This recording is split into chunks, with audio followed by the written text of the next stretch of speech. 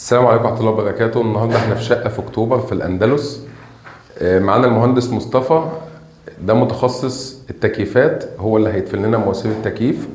فنسأل المهندس مصطفى هو هيعمل ايه النهارده عشان نفهم الناس اللي بتتفرج علينا يبقوا فاهمين المواصفات الكويسة لمواسير دفن التكييف، وفي نفس الوقت نفهم الناس هو يقدر ان هو يتابع الفن ازاي او يعرف هو هيعمل ايه. اتفضل يا باشمهندس مصطفى، هتعمل ايه معانا النهارده؟ ان شاء الله يا باشمهندس ان احنا هنأسس النهارده مواسير التكييف. تمام بناء على طلب العميل. هو مثلا محتاج التكييف في المكان ده، فبالتالي ان احنا هنقصر في الجزء ده المواسير هتمشي سقف.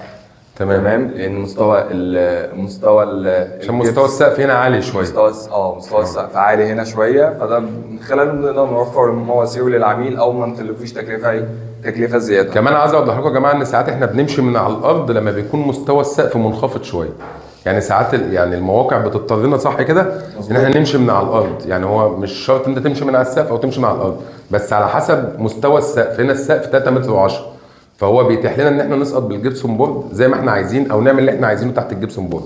فده بيكون توفير للعميل، والعميل طلب ان هو يكون هنا علشان يكون فوق السرير. هو مش عايز ان التكييف يكون في وش اللي نايم او في جنب اللي نايم، وهو الافضل في فوق السرير يعني. وكمان يا باشمهندس ان لازم نبقى واخدين بالنا في موضوع تاسيس المواسير ده بالذات، ان الجهاز يبقى راكب على اقصر ضلع موجود في الغرفه او في المكان او في المربع اللي هيبقى راكب فيه. طب وده ليه يا باشمهندس مصطفى؟ علشان دفع الهواء اللي خارج من الوحده الداخليه يوصل لابعد مدى.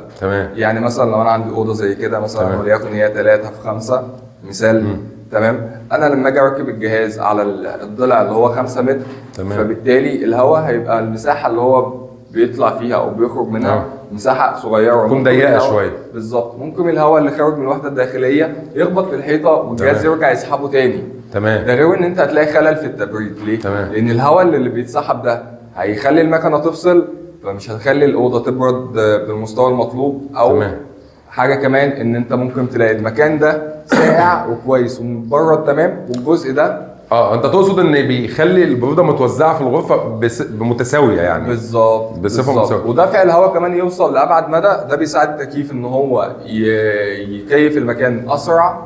فبالتالي يفصل اسرع، فبالتالي كفاءه افضل، بتكون الكفاءه بتاعته افضل، وبحافظ على العمر الافتراضي اكتر لانه بيفصل على طول. وتوفير استهلاك وتوفير للطاقه. طب يعني ماسوره صرف التكييف الافضل بتكون على يمين الجهاز او على شمال الجهاز؟ انا عارف ان الاثنين تنفع، بس الافضل ايه؟ الاثنين تنفع يا باشمهندس زي ما انت. اللي هي ماسوره صرف الميه اللي زي دي. وكل مكان بيبقى له ظروفه برضه عشان نبقى احنا عارفين الموضوع ده. بس هي الافضل ان المواسير بتاعت الصرف او مواسير السباكه اللي احنا بنبقى حاطينها في الحيطه الخاصه بالتكييف دي بتبقى على يمين الجهاز، لان اي وحده داخليه المخرج